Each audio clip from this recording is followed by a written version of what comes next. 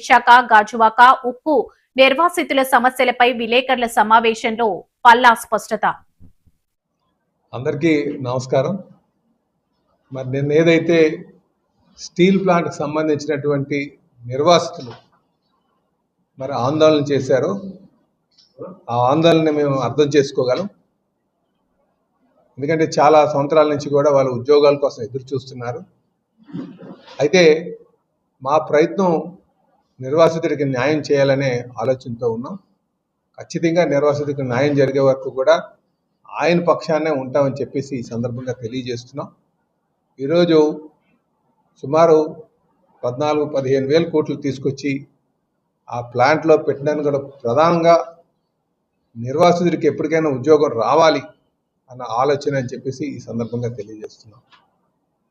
అయితే నేను నిర్వాసిత సోదరులందరికీ కూడా తెలియజేస్తున్నాను, గత 5 సంవత్సరాలుగా ప్లాంట్ చాలా లాసుల్లో నడిచింది. ఇంకా 24కి మేము అధికారంకి వచ్చిన నాటికి అది మూతపడిపోవడానికి సిద్ధంగా ఉంది. అన్ని బ్యాంకులు కూడా ఎన్పిఏ చేసినటువంటి పరిస్థితి, అసలు ఆ రా మెటీరియల్ లేనటువంటి పరిస్థితి.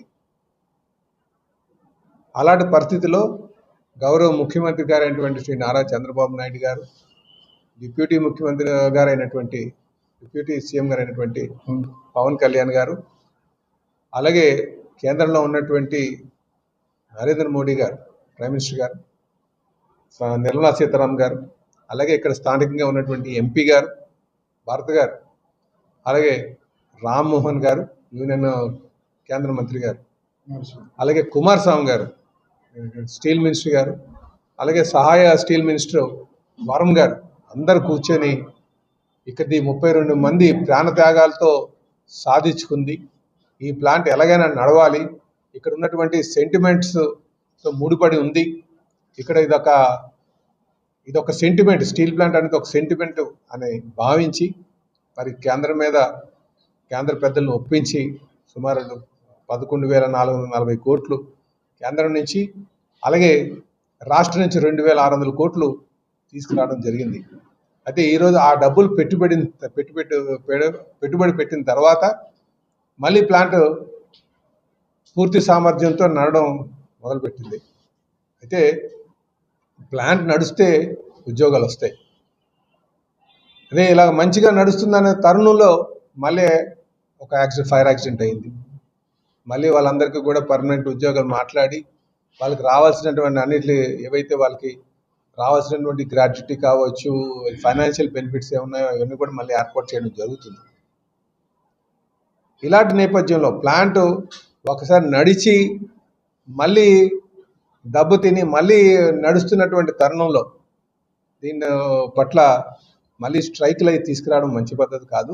ఈ డబ్బులన్నీ కూడా తీసుకొచ్చామని చెప్పేసి ఈ సందర్భంగా తెలియజేస్తున్నాం. ఎందుకంటే ప్లాంట్ నడుస్తేనే వాళ్ళకు ఉద్యోగాలు అన్న సంగతి అందరూ కూడా గమనించాలి. ప్లాంట్ మూతపడిపోతే మళ్ళీ అందరూ కూడా రోడ్డు మీద పడేటువంటి పరిస్థితి ఉంటుంది. నిర్వాసితుడికి న్యాయం జరిగే వరకు కూడా, ఎందుకంటే మీ ఊర్లోకి వెళ్ళినా సరే నిర్వాసితులు అడుగుతారు, పర్మనెంట్ ఉద్యోగస్తులు ఎవరు అడగరు. పర్మనెంట్ ఉద్యోగులు వస్తుంటే ఏదైనా మీరు చూడండి అంటారు తప్ప, నిర్వాసితులు అయితే ఉద్యోగం వచ్చేటట్టు చేయండి బాబు అని అడుగుతుంటారు. సో ఉద్యోగాలు రావడానికే మా ప్రయత్నం. ఉద్యోగాలు రావాలంటే ముందు కంపెనీ నడవాలి. ఈరోజు కంపెనీ పైన కూడా చాలా ఆర్థిక భారం ఉంది. సుమారు నాకు తెలిసి 38,000 కోట్ల వరకు కూడా ఆర్థిక భారం ఉంది. అయినప్పటికీ కూడా ప్లాంట్ ఫుల్ ప్రొడక్షన్ మీద నడిస్తే అది లాభాల బట్టలో పట్టేటువంటి అవకాశం ఉంటుంది, రిక్రూట్మెంట్ స్టార్ట్ చేసేటువంటి అవకాశం ఉంటుంది. గతంలో మేము 2014-19 మధ్యన నడిచేటప్పుడు రిక్రూట్మెంట్ తీసాం, అలాగే 50% మెయింటెనెన్స్లో పెట్టించాం.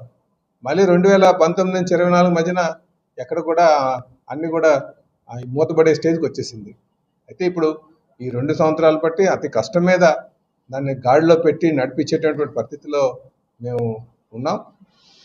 దానికి నడిచేటట్టుగా మేము ఆర్థిక సాయం అందించాం. అయితే దానికి లాభాల్లో బాట పట్టడానికి కానీ, దాని పూర్తి సామర్థ్యం మీద నడడానికి కానీ అది అక్కడ ఉన్నటువంటి మేనేజ్మెంటు, ఎంప్లాయీస్, అలాగే అక్కడ ఉన్నటువంటి లేబర్, వీళ్ళంతా కూడా కాంట్రాక్ట్ లేబర్ అందరూ కూడా చూసుకోవాల్సిన అవసరం ఉంది. మేము రాజకీయ నాయకులుగా మేము ఆర్థిక సహాయం చేయగలం, ఇది మేము తెలుస్తాం. అయితే నిర్వాసితులందరికీ కూడా తెలియజేస్తున్నాను, ఇక్కడ గమనించాల్సింది ఏంటంటే ఎవరైతే ఎవరైతే నిర్వాసితులకు అన్యాయం చేశారో మళ్ళీ ఆ ముసుగులోనే ఆ ట్రాప్లోనే పడుతున్నారు. అది కొంచెం జాగ్రత్తగా మీరు గమనించాలని చెప్పి తెలియజేస్తున్నాం. ఎందుకంటే ప్లాంట్ని కాపాడింది రెండు మార్లు 1988లో కూడా 98లో. ఆ రోజు ప్రైమ్ మినిస్టర్గా వాజ్పేయి గారు ఉన్నారు, ముఖ్యమంత్రిగా చంద్రబాబు నాయుడు గారు ఉన్నారు, ఎంపీగా ఇప్పుడున్న భర్త గారు వాళ్ళ తాతగారు ఎంవిఎస్ మూర్తి గారు, కేంద్రంలో ఇప్పుడు రామ్మోహన్ గారు తండ్రి అయినటువంటి ఎర్రనాయుడు గారు ఉన్నారు. అదే కాంబినేషన్లో ఆ రోజు కాపాడారు. ఈ రోజు కూడా ఆ కాంబినేషన్ సార్. అయితే పవన్ కళ్యాణ్ గారు మనకి ఆయన సహకారం ఉంది ఈరోజు. సో ఇది ఎప్పుడు కూడా కూటమి ప్రభుత్వం ఎన్డీఏ వచ్చినప్పుడల్లా కూడా ఈ ప్లాంట్ని ఏ విధంగా పరిరక్షించాలన్న ఒక ఆలోచనతోనే ఉన్నాం. గత ప్రభుత్వంలో ఒక పైసా కూడా తేలేదే. ఎవరన్నా ఒక పైసాకి తెచ్చారా? నిర్వాసితుల కోసం మాట్లాడారా? ప్లాంట్ ఎలాగున్నా పర్లేదు కానీ అప్పులు చేసి ఎంప్లాయీస్కి మాత్రం జీతాలు ఇచ్చేసేవారు. ప్లాంట్ నష్టపోయినా పర్లేదు కానీ జీతాలు మాత్రం ఇచ్చేసేవారు. ఆఖరికి 2024 ఎన్డీఏ కూటమి వచ్చినప్పుడు నాటికి ఇంకా మూతపడడానికి సిద్ధంగా ఉన్నప్పుడు ఈ యూనియన్ లీడర్స్ అందరూ చెప్పింది ఏంటంటే 3,000 ఇస్తే సరిపోతుంది అని నడుస్తుందని చెప్పేసి. అలాంటిది కాకుండా కేంద్రం నుంచి 11,400 కోట్లు పెట్టాం. రాష్ట్రం నుంచి ఈ దేశంలో ఎక్కడ కూడా ఒక పబ్లిక్ సెక్టర్